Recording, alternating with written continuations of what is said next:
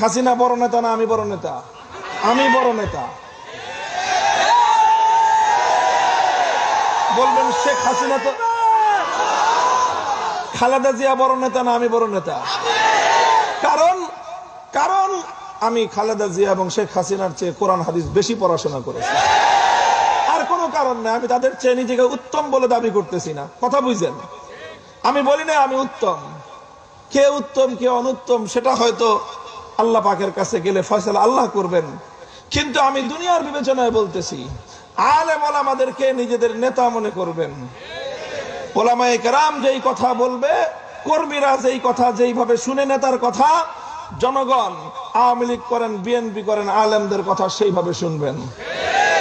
পছন্দ হলে শুনবেন, পছন্দ না হলে লেজ নিচে নামা দিয়ে চোরের মতো পালায়া যাবেন। খবরদার কোনদিন কোন আলেমের সামনে মাথা উঁচু করে কথার প্রতিবাদ করার চেষ্টা করবেন না।